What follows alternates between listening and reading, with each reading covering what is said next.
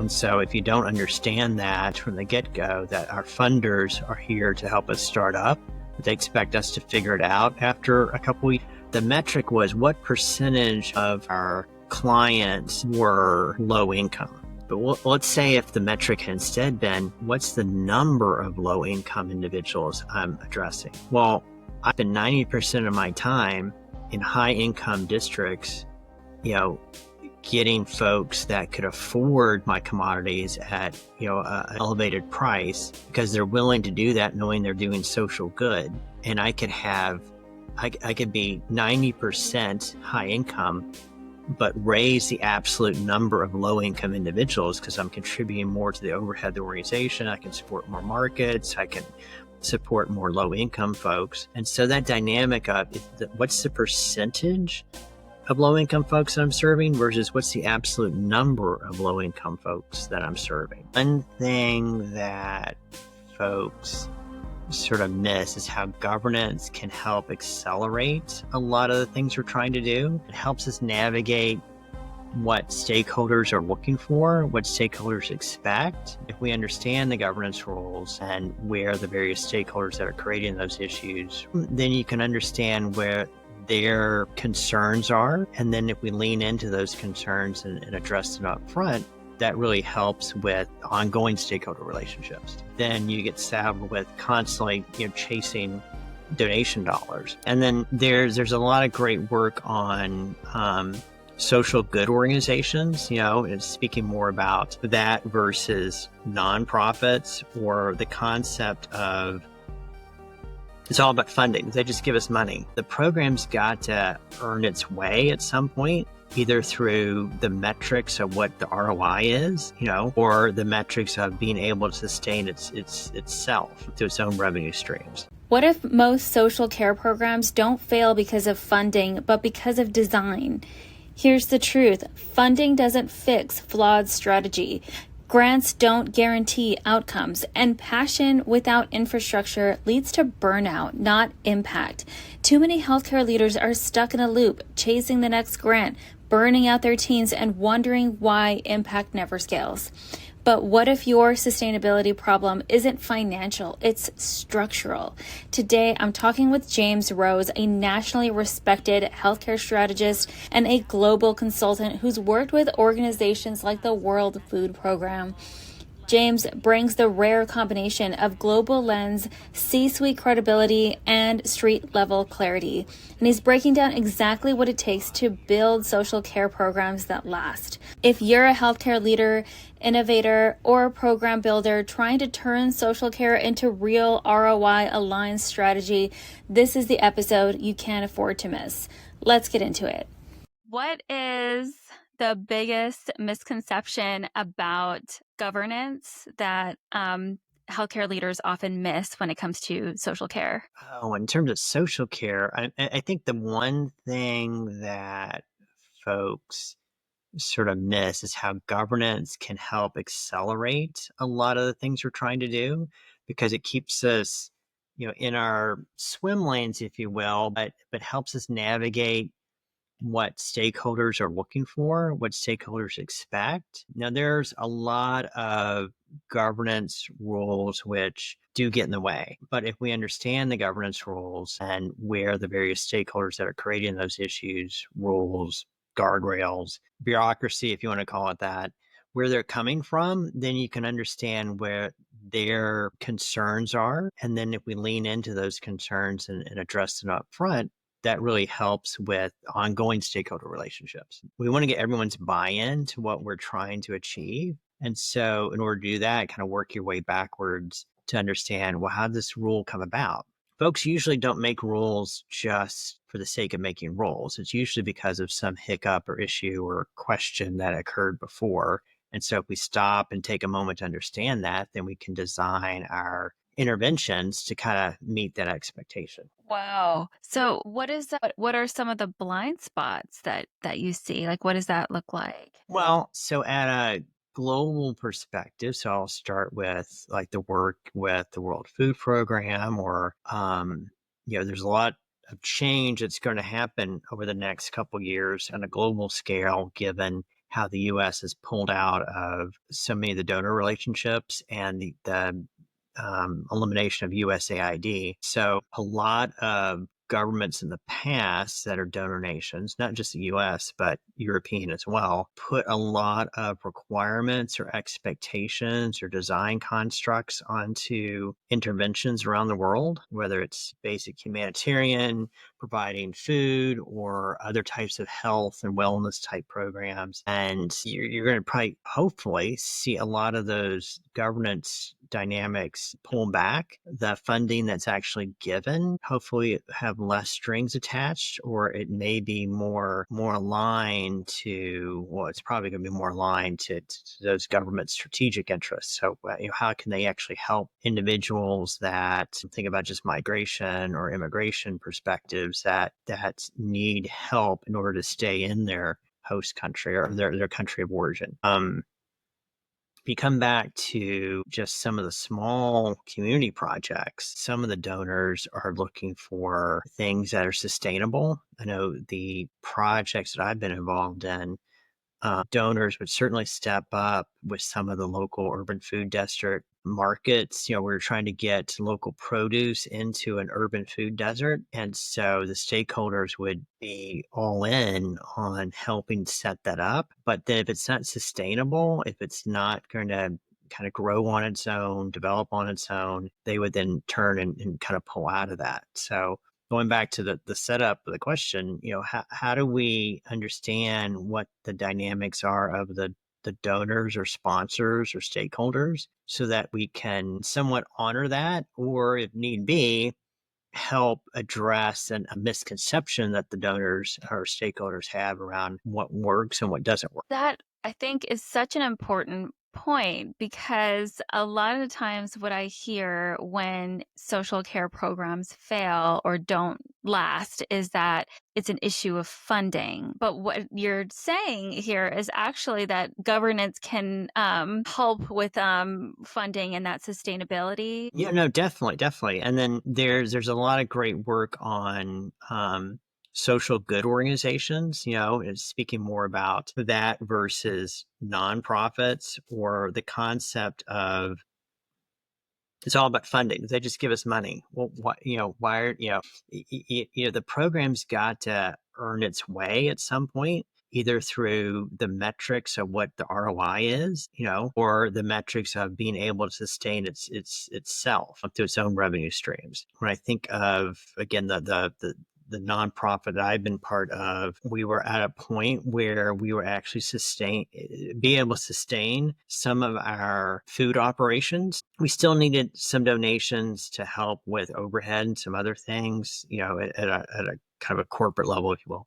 But the actual food markets were sustaining themselves. And so if we could have ramped that up, we could have had more of an overhead contribution margin to help cover more and more of the overhead over time if we'd scaled up. But some of the metrics and some of the dynamics of the leadership was focused on more of getting donations for the communities and not working on how do we generate more revenue. In this case, do we stay only in urban food districts, or do we kind of branch out to some wealthier, zip codes, if you will, in order to generate in those markets more of a revenue, which then we could then take back to the urban food deserts. And so there's a dynamic of what's our core mission? Where are we doing in these wealthier zip codes when that's not our core mission? Our core mission is the parts of the community that need help. And so the dynamic or argument from a governance standpoint or just financial modeling standpoint would be, wait a minute, we've got to get the whole community, involved. If we're not generating revenue, we can't support our core mission. And so it's thinking about the overall dynamic. And so that definitely tripped up the organization, trying to be pure to we're only going to stay in this market that needs us. And when that occurs, then you have to get funding from someone. And at some point, those donors are going to move on to the next big thing, or they're not wedded to wanting to donate in perpetuity to help fund this organization. And so if you don't understand that from the get-go, that our funders are here to help us start up, but they expect us to figure it out after a couple of years. If you don't have a mechanism or an idea of how you're going to do that, at some point you're going to run out of folks that want to help you constantly start up. If you were advising a brand new social care organization that just got funding for the first time and was getting to start up and getting their operations going, what would be the 3 first steps that you would advise them to take so that they last within that 90-day cycle and last to make it to the next grant or funding stream? Well, I would step back and you're starting an organization. So what's your 5-year model look like? Where do you expect to be in 5 years? I don't, and when I say that, I don't have it, I'm not expecting it to be perfect or this is spot on what we're going to do or a level of depth of like you're running it, the next 5 years day to day. But at a big picture conceptual level, where do we want to be in 5 years? What's the social dynamic return? So what am I doing in terms of improving healthcare, nutrition, or reaching so many individuals or families to do A, B, and C? What's the intervention and what's the outcome of that intervention expected to be? Then what's it going to cost to do that? And then if I'm, am I projecting that my income is all grants and donations? Okay, where's that going to kind of come from? Or am I going to try to generate funds either through, if we're talking food, SNAP or other, government interventions, or, you're getting into now health plans doing kind of veggie RX or health RX types of programs, whatever the case may be, or like the outfit that we actually had a dynamic revenue model where you paid what you could. So we had those that would show up that were on SNAP and couldn't pay anything, to those that could pay what essentially was, 150% of what the actual food cost to us.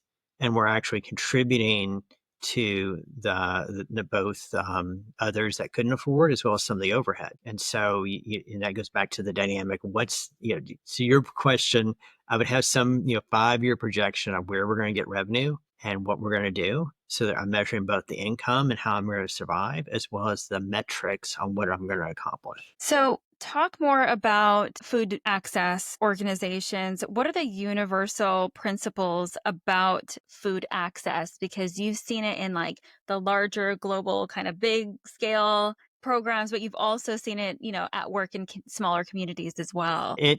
So first of all, understanding what do folks have access to? Where can they get, is healthy food available in the community? And we define community accessible to the individual. If they can easily get, 5-10 miles down the road to a grocery, then fine. But if they're only walking or within a couple of blocks is their span of availability to get somewhere, then you have to take that into consideration and figure out what's available in the market. And then after that, you break it down into, okay, how can I get what we need into the market? And then how can I work on affordability? And then how do I actually, which can be the tougher aspect of actually getting the individual, which I know needs to be having access to healthier food, actually taking advantage of the healthy food that I may be providing. So all those components come into play at a global scale.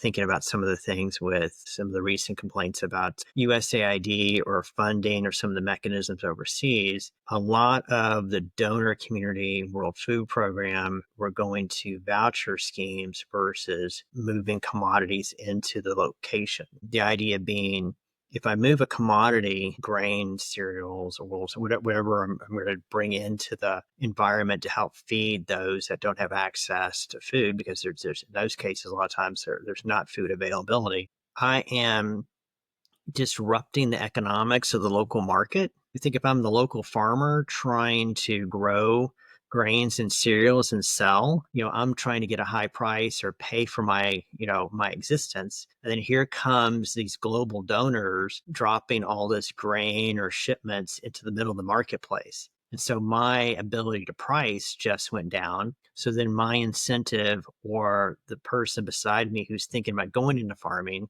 my incentive just went down.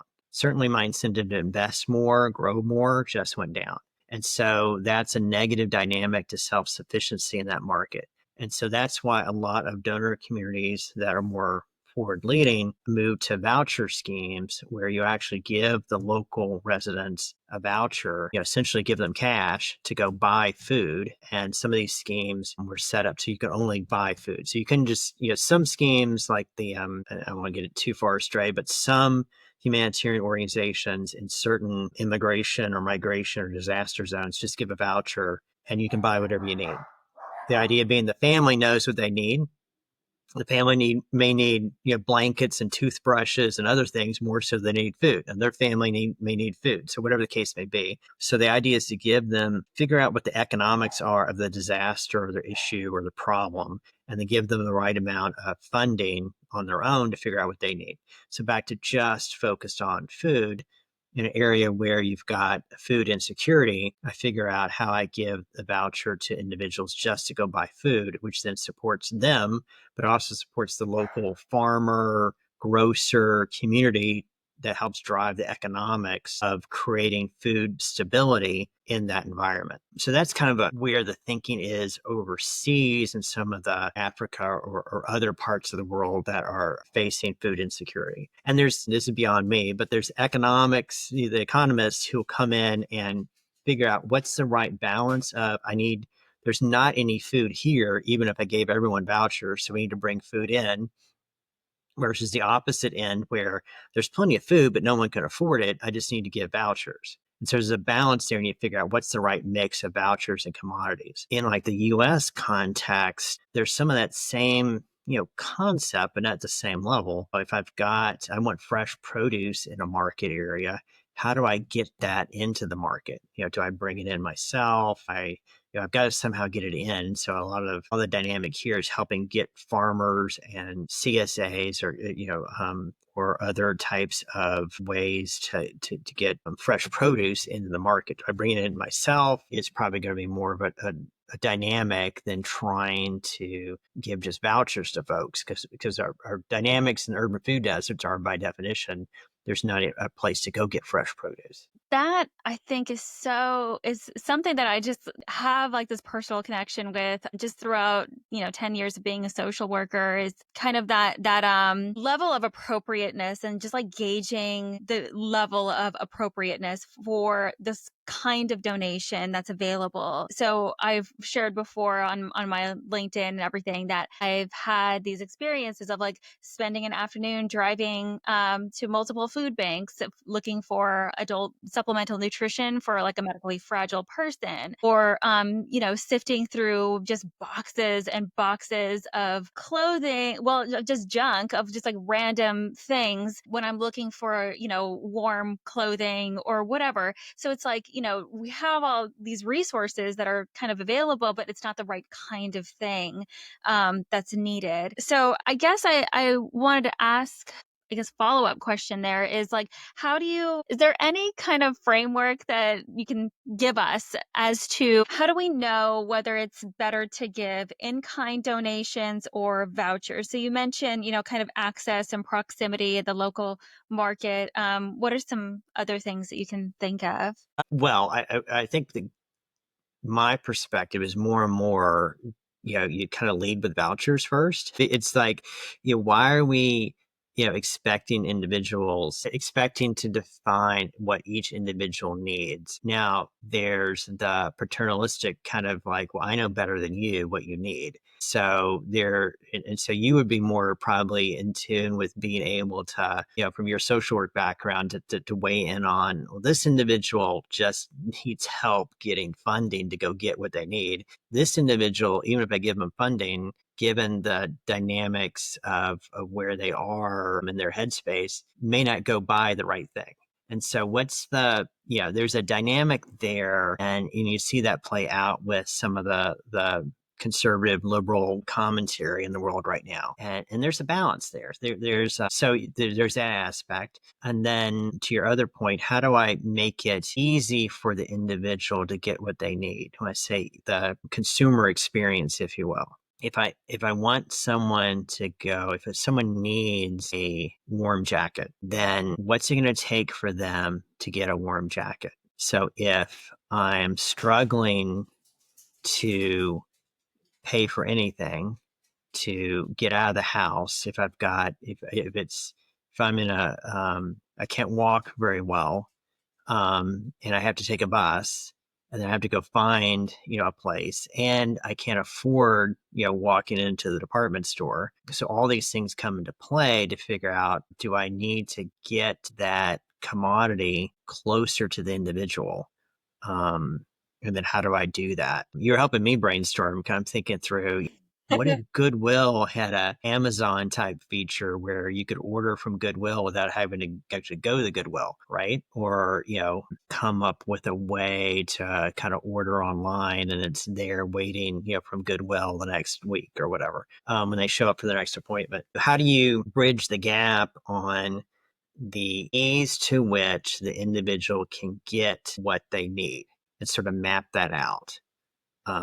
To your point on the food banks, you've got the food banks, and they've gotten much better. So I don't want to say negative things about the food banks, but in the past, the food bank was what was on the shelf was whatever someone else didn't want. Either it was donated canned goods, or the local grocer had things that were expiring, or whatever the case may be. And I've been to soup kitchens where we've got some great food that's great protein, but at the same time, there's like stacks and stacks of the cookies and cupcakes and other stuff that just expired, being handed out. And it's like, what are we doing here? This isn't helping anyone. And yet that's still, more than those individuals had when they walked in the door. So what's the pro and con there for you to think through? I think that really touches on another important aspect of a lot of social care programs. And I kind of come from, like I said, like this perspective of being sort of the bridge between these resources. And so I kind of want to jump off of that train of thought. What are some metrics that social care or programs can use to ensure that they're delivering impact and not just activity? Well, you got to define impact first, or define your goal. Is what's healthy lifestyle, what's healthy days. The organization, the health plan I worked with in determining they wanted to help their various markets in terms of proving healthcare, regardless of whether they were a member of that plan or not. One of the metrics they use with healthy days, simple kind of questionnaire on just how many healthy days did you have last month. And so trying to understand and drive that. So then getting into breaking down, what drives healthy days, what are the things to kind of work on to help, individuals have as many healthy days as possible. Then you get into other dynamics of loneliness or food insecurity. So what are those things that you really want to impact? And then you're measuring that top of line item all the time. So back to the food pantries, a lot of the food pantries are measuring how many pounds of food did they get out the door or distribute? What's the level of commodities that went through the door, which is great in terms of an activity metric, but does that have anything to do with healthy days metric? How did I feel like I had the right food that I wanted? And what is how do we define that? Because that's an individual thing. And then you get into some of the work or struggles we had where the folks coming through the pantry are changing, every month or so. So you don't have a steady, you know, clientele interaction. That, how do you calibrate for that? So it's a difficult workload to try and figure out how to measure a lot of this stuff. At the end of the day, that's the goal.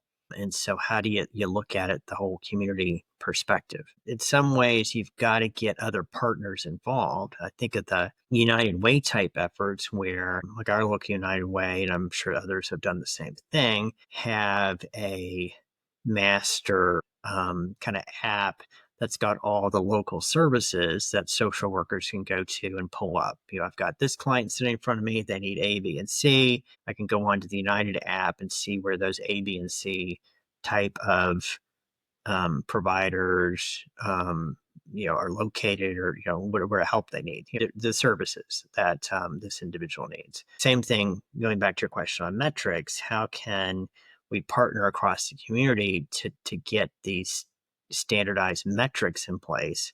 Then that helps us measure our overall impact. The problem, of course, is, well, what was my contribution to that impact, which is something that you have to step back and think through. So it's complex. And so that there's so many components to this, both in terms of the community dynamics, the community inputs, and then individual and how they're wired and what issues they're going through. That it gets really complicated and difficult to measure all this stuff. But at the end of the day, you can't avoid trying to measure it. You've got to lean into it all times, trying to measure what your impact is. Otherwise, why are we doing this? Okay. Gotcha. So that alignment between, are we doing the job that our mission says that we do? Are we kind of carrying that out in a responsible way? And are we tracking that? Right, exactly. Talk about tracking. So, does tracking tend to influence behaviors in an organization? And so you mean tracking the our clients, or tracking? Give me a little bit more context for what you're thinking. Like, well, tracking, like these metrics over time, like tracking the impact, and when sort of like employees are involved in kind of facilitating that tracking, so distributing the surveys or whatever it is, does that tend to influence the behavior of like individual staff? I guess I'm wondering, like, kind of the connection there between the metrics, like, and the activity of tracking, and the influence of that on culture. Yeah, no, definitely. It ought to be a core part of the culture of the organization. And so I've seen that going back to the organization I was with that was focused on urban food deserts and getting food to, across the community. Their metric was how many low income individuals are we addressing, which is great. We want that, but not in terms of what's our metric on our overall cost of goods sold or income. So that goes back to that balancing, zip codes in order to have, well, even a more specific way to describe that. The metric was what percentage of our clients were low income. And so if that's the metric, all I need to do is go to a zip code with a low income area and it's going to jump up. But let's say if the metric had instead been, what's the number of low income individuals I'm addressing? Well, I could spend 90% of my time in high income districts, getting folks that could afford my commodities at, an elevated price, because they're willing to do that knowing they're doing social good. And I could be 90% high income, but raise the absolute number of low income individuals because I'm contributing more to the overhead of the organization. I can support more markets. I can support more low income folks. And so that dynamic of what's the percentage of low income folks that I'm serving versus what's the absolute number of low income folks that I'm serving. And so that dynamic right there of how you define that metric made such a huge difference in the organization's values and drives. Because they picked one, it's a core reason why the organization, ended up folding at one point, because they weren't growing. And the donor community saw that. So back to your question, the metrics drive, if you're having a core metric that's about your impact, then that ought to be part and parcel of what everyone's the employees' mission is wrapped around. What their day-to-day thinking about is, how do I improve this metric? even so much as getting into, and maybe this coming from a health plan world was kind of wrapped into our bonus and drive in the healthcare world, more that we can build that into what's the motivating factor for my day-to-day work, whether it's just qualitative or where it's quantitative in terms of my compensation and bonus, that's going to drive everyone's thinking. So I would definitely say that you've got to lean into that. If it's your core metric, it ought to be a part and parcel of everything you're doing and talking about every day. How can you evaluate whether an organization's culture is primed for change? Well, so that's a big question.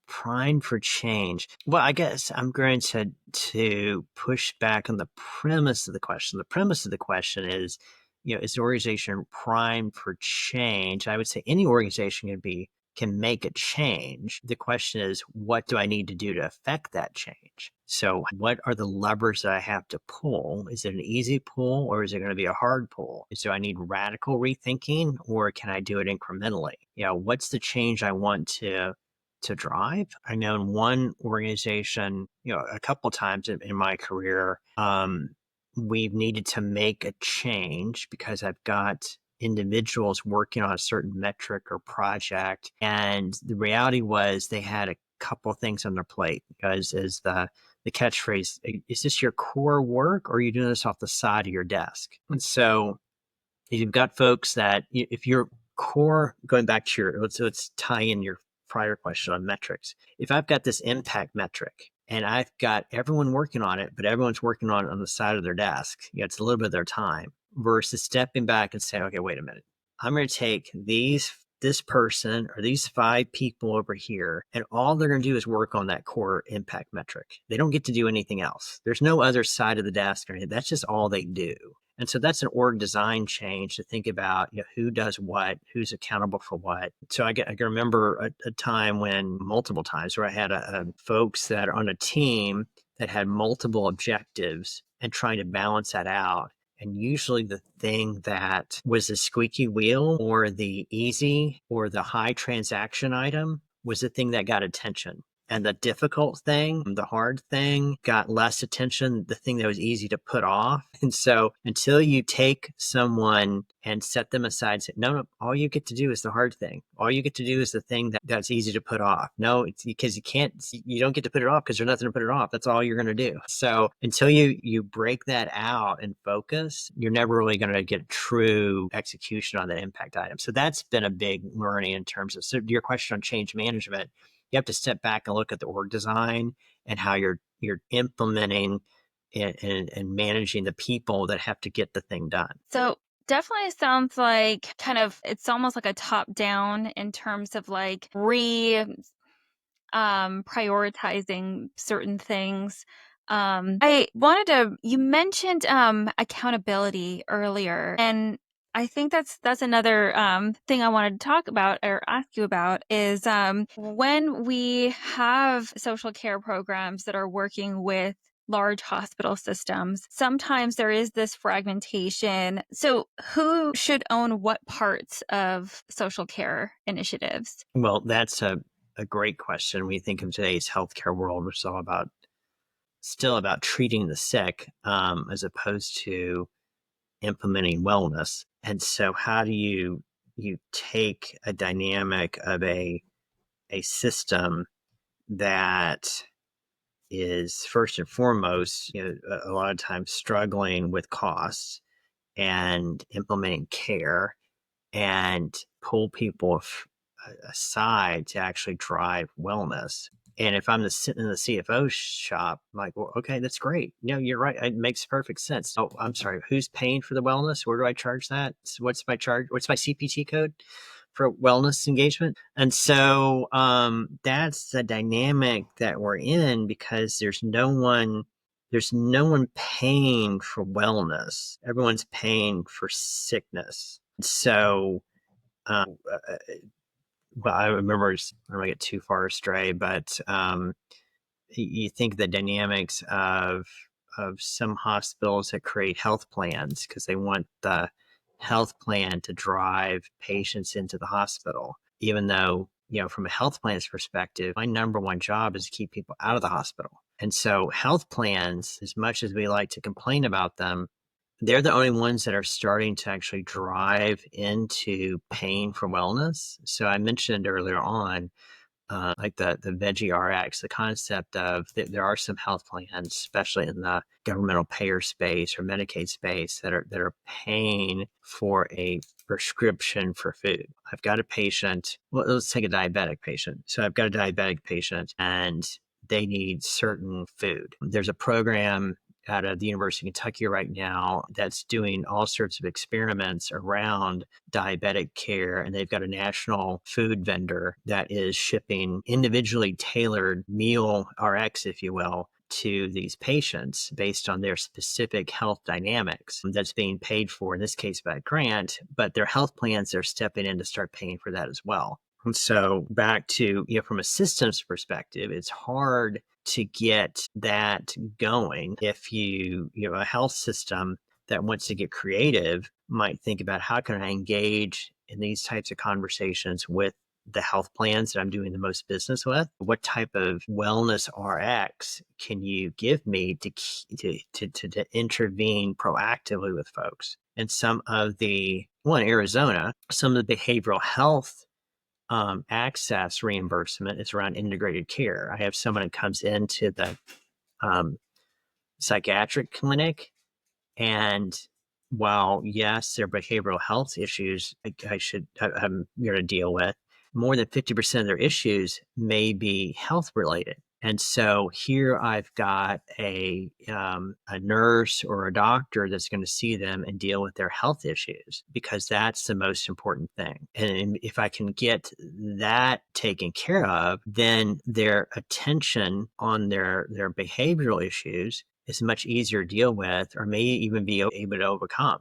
In some cases, some of the behavioral health issues happen to deal with, other medical types of clinical issues. And so if I can get ahead of that, this all comes into play. So, so if I'm the CFO, I'm like, well, who is paying for wellness today? How can I lean into that? And then how can I, keep that ROI going in terms of the kind of the patient experience? If I've got patients that come in and see that we're doing these other wraparound services, then I may be more likely to get those patients coming back in for other things that are elective things that they need, and drive my revenue. But it's the onset of your question was, how do I pay for or drive into wellness? And the reality is, as a society, we're not paying for wellness like we do for sickness. Well, I definitely can see that. So when you talk about your food, these food access programs, and you've seen some that fail, and you've seen some that overseen some that were successful, when you take failure as data and, continue learning from that, what are some patterns that you've seen that work well with some social care programs and some outcomes, and versus ones that shut down or close early? So it's that planning aspect. Where do we think we're going to be over the next 5 years? How do we kind of build on what we're doing? And then what are all the connection points? Because there's so many different components to what we're doing. If I'm just doing food, but why am I, where am I vis-a-vis the local grocery? Where am I vis-a-vis the local farmer's market? And what am I bringing to the table? Some of these organizations I've been part of have been very veggie based, which is fine. They're vegetarian. It's all produce and grains and that type of thing. But is everyone that I'm trying to address in that same headspace? If they're like, where's my chicken and eggs and some meat? So that's going to be a different dynamic. So what am I solving for? Am I solving for hunger? Am I solving for nutrition?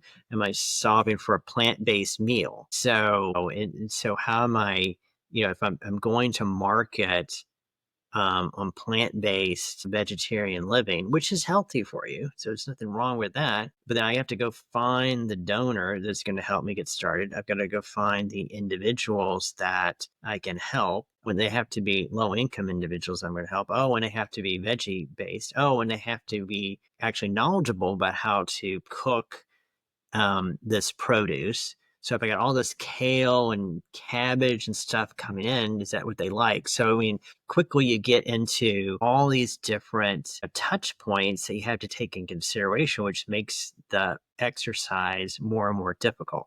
And so a lot of that has been the dynamic of what has these organizations fail because they're so nuanced in what they're trying to do.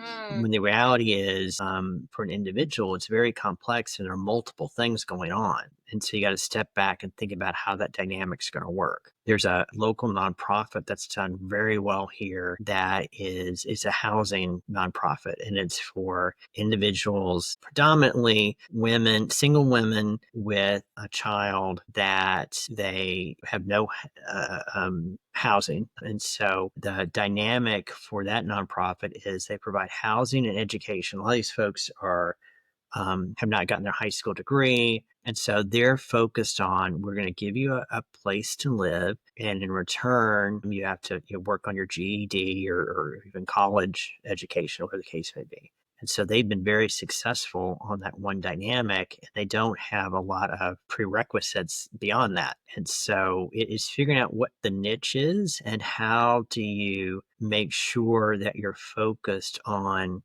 the impact goal. And in their case, it's the stability of that family unit to be sustainable on their own. And they define that main sustainability as, I have a safe place to live. I'm working on my education so I can become, independently, go find a job and career and make it on my own. And so you got to figure out what that thing is and not over engineer it. Think about the folks you're trying to address. I think just I keep going back to sustainability because of, what you had said earlier about wellness versus, sick care, and funding and how there's, really not a lot of alignment in terms of, how healthcare systems traditionally earn revenue. So I think just in that environment, these topics are just all the more like essential and important for anybody that's trying to make a change to kind of be aware of is that, sustainability kind of matters, structure matters, and, revenue matters. And it just as much as like having, these for-profit organizations who, one of the golden rules of healthcare organizations is, have a diverse payer mix. Well, as a nonprofit, you have to have a diverse payer mix as well. But anyway, so it I guess to boil down what you said, it sounds like, one of those key things in terms of like that sustainability is like solving a very specific problem and getting very clear about that specific problem and solving it for solving a specific problem for a very diverse population as opposed to solving every problem for everyone. Yeah, no, I mean, it's no different than a business going to market and understanding, what's the revenue stream and what's my target market. And so, in the case of the nonprofit providing housing, it's our market is those usually single individuals with a child that need both housing and education assistance. That's what we focus on. And they've done the math to know there's plenty of those folks in need, and they know where they can get their revenue stream. If I want to be a veggie only, nonprofit bringing in food to urban food desert, then I have to realize, well, how many individuals are there that need food assistance that are willing and able to be just plant-based eaters? And so then, and how do I find them? How do I keep them engaged? So all that kind of comes into the dynamic of thinking through the organization. So it's the types of methodologies you're thinking about that are MBA acumen for the business world, they all apply to, social good organizations as well. You Agree. don't have you don't have an earnings per share, you don't have a stockholder per se, but all the other dynamics come into play as well. And so you've got to apply those principles. And there's so many of the nonprofit startups that don't apply those principles, or the leaders just don't come from that business background. So they've got a great idea, but you've got to figure out how can they use either a board or coaches or mentors or advisors to help them think through the business dynamic of it. Let's help any listeners that are in charge of these social care organizations or trying to get leverage for their organization. So let's talk about social determinants of health in terms of risk management. Is there risk categories that you can see in terms of like designing for social determinants of health initiatives? Well, I'm going to keep playing off the same themes. Your biggest risk is am I on mission point? What are we truly trying to accomplish from an impact perspective? And then can I measure that? Because my risk is I can't tell my story. I can't show that I'm making an impact. And if I can't show that I'm making an impact, then how in the world am I going to generate any revenue from grants or donors or even new clients, beneficiaries that I want to bring in if there's no benefit for them? And then the risk around the funding model, what's that going to look like? How do I drive that? And the risk of not understanding where the partnerships are that I need to be interacting with. And then you can get into all other things around data and privacy and surveys and all the other things that any business has to deal with. So those would be the things to think about. I think of resources. I know like in our community, there's a Center for Nonprofit Excellence. There's Community Foundation here. United Way is a great place to, they'll either have some of the components to help, or they'll know who the actors are in the community to reach out to and help. There's usually a couple of the community donors that are big into helping nonprofits or networking. So you got to figure out who those are, because they're different in every community. All these things kind of come into play to think through how do I understand the local dynamics. Healthcare is local in terms of delivery. So how do we honor that and kind of understand that? I want to pivot just a little bit to your healthcare consulting background. I know that you're big on risk management. So here's my personal bias question, but does social work reduce risk? Well, sure. In terms of healthcare, healthcare is so much about understanding what the dynamic of the individual is, where they're coming from. I can't begin to tell you how many times I've seen a patient, family member, or someone I know that has gone in and out of various doctor offices, hospitals, clinics, and there's no coordination of care, both in terms of the actual care delivery or the home dynamics or family dynamics that come into play. And so, the business of social work is trying to connect all those dots.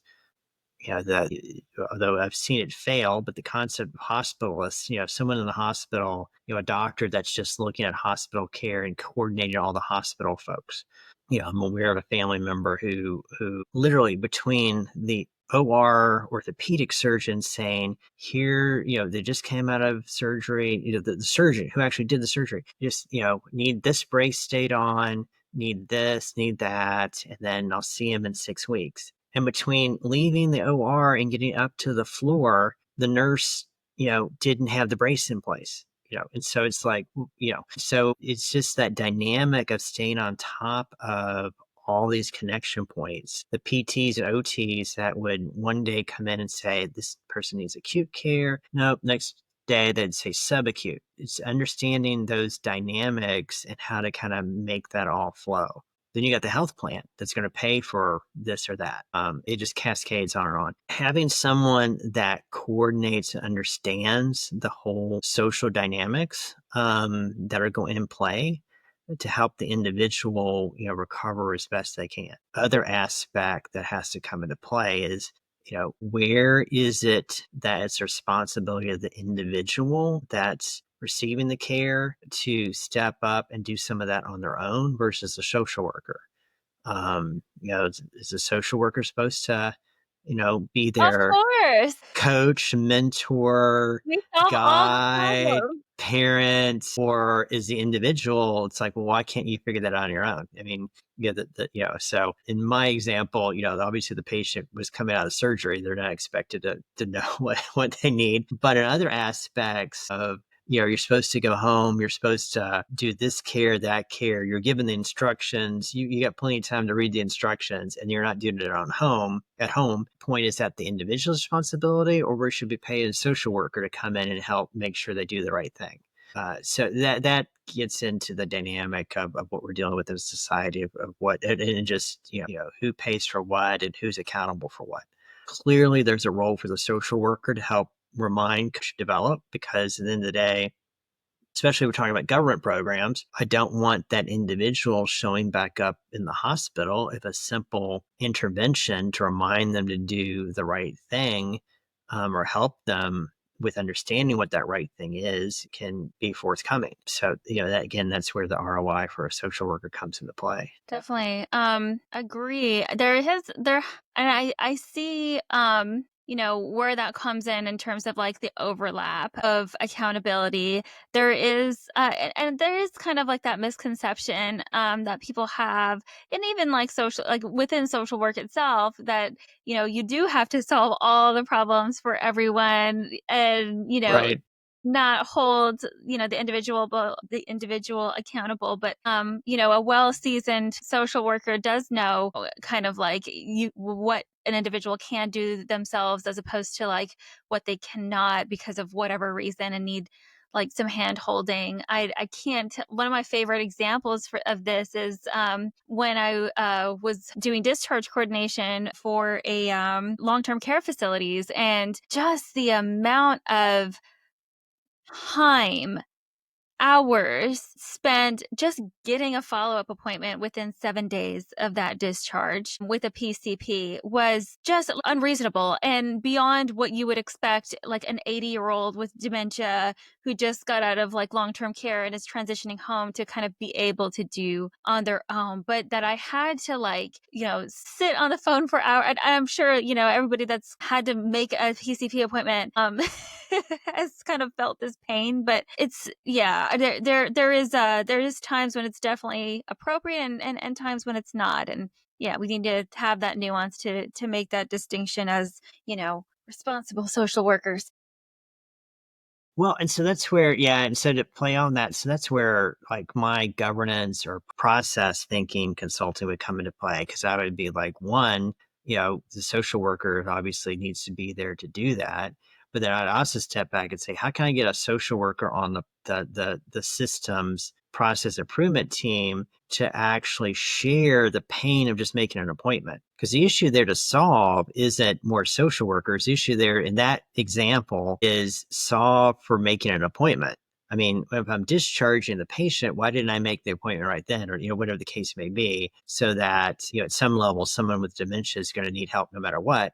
But at some point, I've got to fix the appointment process. And so, patient experience, how can I make that as impactful, as painless as possible? And the social workers are the only ones that are probably seeing that and understanding that because they're, having to help intervene and drive this. So it's sort of like, how can the social workers help us fix these issues and then go find the next issue to fix? And so they're critical to helping address the immediate need, but also understanding why is there immediate need to begin with? Because in a perfect world, right, we wouldn't need social workers. In a perfect world, we wouldn't need healthcare because we're all always healthy. So that's never going to be the case, but that's the aspirational goal if we're doing more in wellness. Same thing with social workers. Every time I have an intervention, it's because something didn't go as we expected. How can our social workers help us improve the process and then, fix what we can process wise, not just individual by individual wise, and then